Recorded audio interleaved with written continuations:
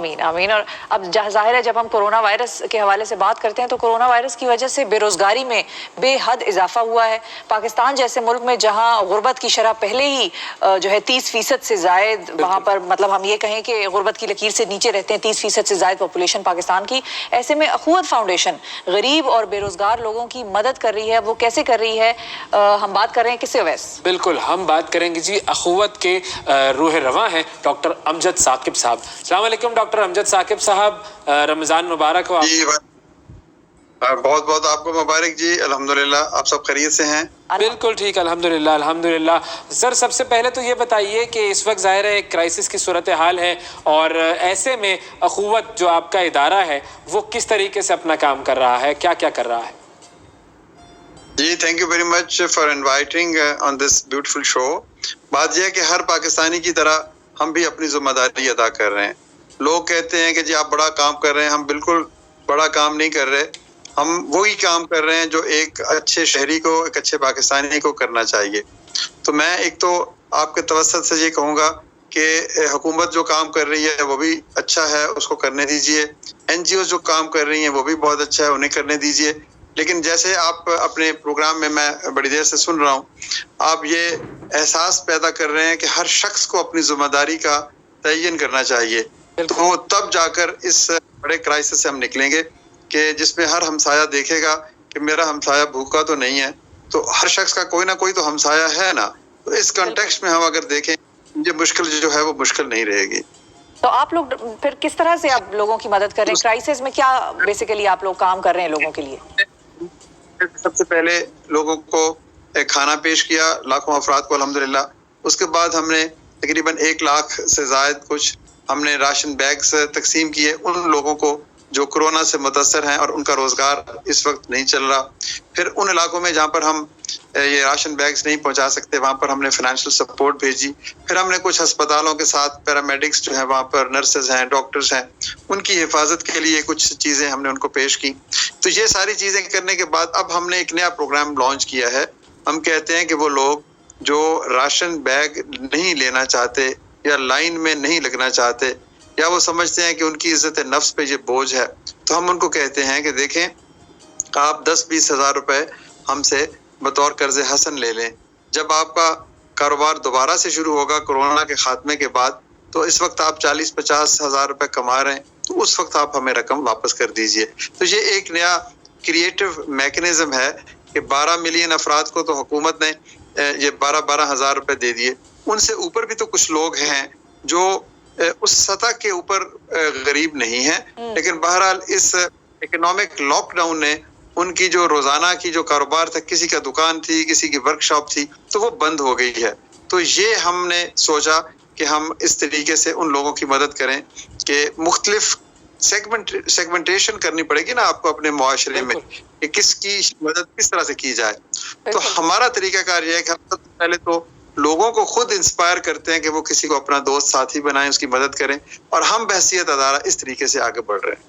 بالکل ٹھیک ہے. اچھا ڈاکٹر صاحب, چونکہ آپ کی جو کتابیں ہیں جس میں آپ کی پورے ادارے کی داستان اور آپ کے سارے ایکسپیرینسز لکھے ہوئے ہیں, وہ میں نے جب پڑھی تو مجھے تو بڑی انسپریشن ملی, اور مجھے ایک بات اور یہ سیکھنے کو ملی کہ اس ملک میں دینے والوں کا جو جذبہ ہے وہ بہت زیادہ ہے. ہم شاید بڑا اپنے لوگوں کو انڈر ایسٹیمیٹ کر رہے ہوتے ہیں کہ نہیں ہماری قوم یوں ہے, ہماری قوم ایسی ہے ویسی ہے, لیکن جب میں وہ آپ کی کتابیں پڑھتا ہوں, آپ کے ایکسپیرینسز پڑھتا ہوں, تو مجھے نظر آتا ہے کہ یہی قوم ہے اور یہ قوم دیتی بھی ہے ڈونیشنز, اور اس قوم کو جب آپ وہ قرض حسنہ دیتے ہیں تو واپس بھی کرتی ہے آپ کو.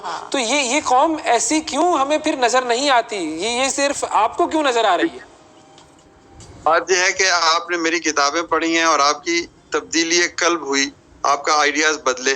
آپ ایک دن میرے ساتھ گزاریں, میں آپ کو وہ ہیرے اور موتی دکھاؤں گا جو گلیوں کی خاک بنے ہوئے ہیں. آپ یقین کیجئے کہ دینے کی لذت اس قدر زیادہ ہے ہمارے معاشرے میں. ہر گلی کوچے میں ایک عبدالستار ایتھی بیٹھا ہوا ہے, ہمیں نظر نہیں آتا, ہمیں اس کو ڈسکور کرنے کی ضرورت ہے.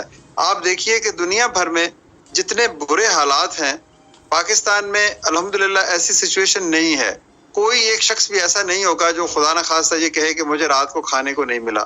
اس ملک میں جو فوڈ رائٹس نہیں ہوئے, لوگوں نے ایک دوسرے کو گلا نہیں دبوچا یا ہنگامہ نہیں ہوا, کسی نے بہت زیادہ پینک برداشت بائنگ بھی نہیں کی. اس کی وجہ کیا ہے؟ اس کی وجہ یہی ہے کہ ہم ایک دوسرے کا خیال رکھنے والی قوم ہے. ہم ایک دوسرے کے آنسو پوچھتے ہیں. ہمارا محلے دار، ہمارا ہمسایہ رات کو سونے سے پہلے ضرور سوچتا ہے کہ میرا ہمسایہ بھوکا تو نہیں ہے. یہ ایک کولیکٹیو کمپیشن کی جو اسپرٹ ہے نا، یہ ایک یونیک تحفہ ہے آپ کی سوسائٹی کا. میں بڑا خوش ہوں گا کہ اگر آپ کبھی ہمارے پاس تشریف لائیں تو میں آپ کو ان لوگوں کو ملاؤں جو 2 روٹیاں ہیں تو 1 روٹی جب تک کسی اور کو نہ دے دیں وہ اپنی روٹی اپنے حصے کی کھانا پسند نہیں کرتے. یہ معاشرے کی جو اسٹرینتھ ہے نا، یہ معاشرے کی اسٹرینتھ ہم نے ابھی تک اس تک پہنچے نہیں ہیں. ہم اوپر سے دیکھتے ہیں. اصل پاکستان چھوٹے ٹوٹے پھوٹے گھروں میں، کچی بستیوں میں، پسماندہ علاقوں میں رہتا ہے. وہ ابھی بھی اسی باہمی بھائی چارہ اور سپورٹ سسٹم، آپ کو ابھی بھی وہ منظر نظر آتے ہیں کہ لوگ میٹھا پکاتے ہیں اپنے گھر میں تو ہمسائے کو بھی بانٹتے ہیں. تو یہ وہ اسپرٹ ہے، یہ وہ اسپرٹ ہے جس نے ٹھیک ہے ڈاکٹر صاحب، یہ بتائیں کہ آپ ڈونرز پہ بیسیکلی آپ کا بھی کام چلتا ہے، اور جو لوگ ہیں جو خود سے یا کوئی اور این جی او چلا رہی ہیں، ہر این جی او کو کسی نہ کسی ڈونر کی ضرورت ہوتی ہے. اب ڈونرز کا کیا معاملہ ہے؟ کیا اس رمضان آپ لوگوں کو اسی طرح سے خیرات آ رہی ہے اور صدقات آ رہے ہیں جو پہلے جس طرح سے آتے تھے، یا کوئی کمی بیشی ہوئی ہے یا بڑھ گئے ہیں اس دفعہ؟ نہیں، میرے تو تجربہ یہ ہے کہ اس میں کچھ اضافہ ہو رہا ہے، اور الٹیمیٹلی ابھی تو یہ آغاز ہے رمضان کا. تو لیکن ہمیں رمضان سے پہلے ہی ہم نے جب یہ نعرہ بلند کیا کہ بھئی ہم لوگوں کی خدمت کرنا چاہتے ہیں، آئیے ہمارا ساتھ دیجئے، تو ہمیں تو جسے کہتے ہیں نا کہ بے پناہ سپورٹ ملی ہے. اور لوگوں نے خود فون کر کے بیرون ملک پاکستان سے، اندرون ملک پاکستان سے، میں آپ کو کیا کیا کہانیاں سناؤں کہ ایک بندہ جو ہے وہ کماتا ہی 1000 روپے، اس میں سے کہتا ہے یہ لو 900 روپے میں نے آج صرف 100 روپے میں گزارا کرنا ہے. انبلیویبل سٹوریز ہیں. دینے کی جو ہے نا خواہش اور جستجو کم نہیں ہوئی، یہ بڑھتی ہے اور یہ اور بڑھے گی. اور میں تو آپ کو یہی کہوں گا کہ جو لوگ کہتے ہیں نا کہ پاکستان میں امانت نہیں ہے، دیانت نہیں ہے، صداقت نہیں ہے، ان کو غریب آدمی کے گھر کی دستک دینی چاہیے اور آ کے اس سے یہ سوال کرنا چاہیے. یہ ایک اصل پاکستان ہے. آپ سے میں درخواست کروں گا کہ اس اصل پاکستان تک پہنچیں. آپ ان لوگوں سے پوچھیں کہ دینے میں کیا مزہ ہے. تو میں تو بہت ہی پر امید ہوں.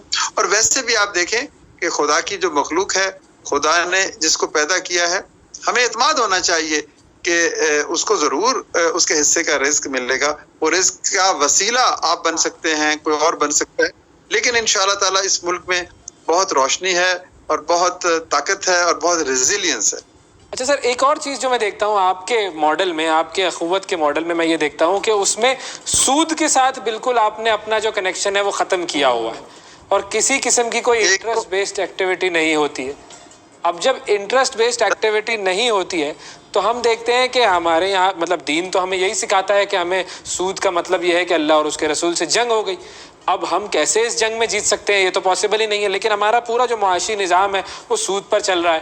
اب آپ کیسے سجیسٹ کر سکتے ہیں کہ ہم اس سے، اس سود کی لعنت سے باہر نکل سکتے ہیں کسی طریقے سے؟ دیکھیں، یہ بات نہ آپ نے کہی ہے نہ میں نے کہی ہے.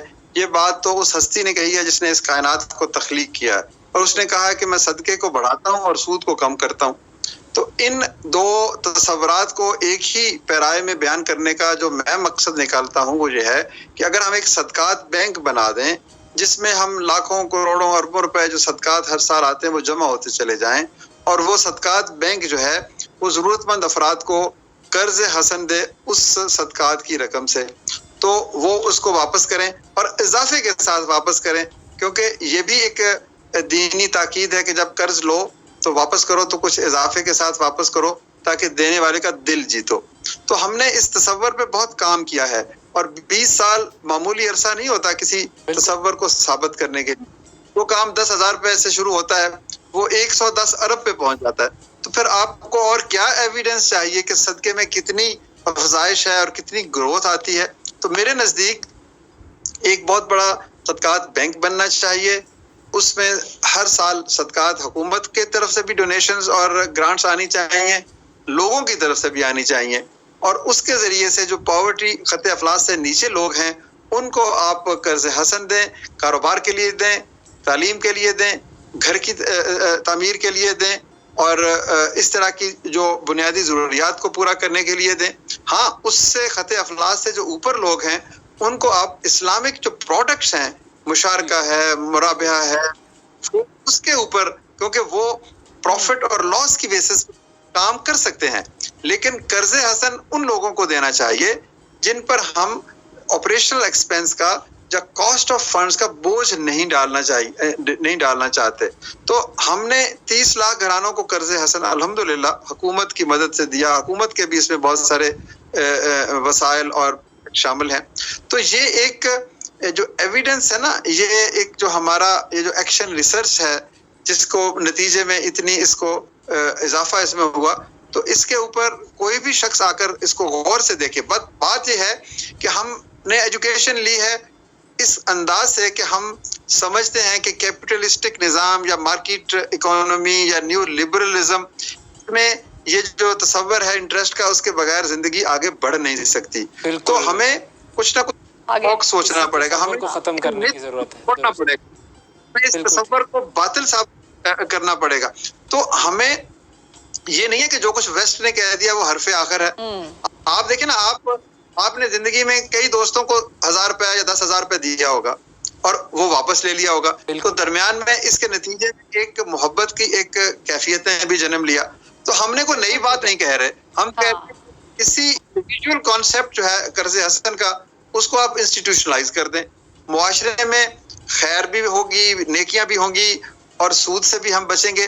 سود کی ممانعت کے بارے میں جتنے سخت احکامات قرآن پاک میں ہیں، آپ بھی سمجھتے ہیں، میں بھی سمجھتا ہوں. لیکن تو میرا خیال ہے اتنا سخت بیان کسی چیز کے بارے میں آیا ہی نہیں. بالکل صحیح بات ہے. واقعی ڈاکٹر صاحب، ہماری پوری دعا یہ ہے کہ اللہ تعالیٰ جو ہے وہ آپ کے جو کام آپ کر رہے ہیں اس میں مزید اضافہ فرمائے، تاکہ بہت سارے اور لوگوں کی مدد ہو سکے اور بہت سارے اور لوگ جو ہیں وہ اپنے پیروں پر کھڑے ہو سکے. بالکل. اور سرکاری محکموں میں جو لوگ ہیں جو اس وقت پروگرام دیکھ رہے ہیں، ان کو بھی چاہیے کہ جو ڈاکٹر صاحب نے سجیشن دیا اس پہ بھی کان دھریں.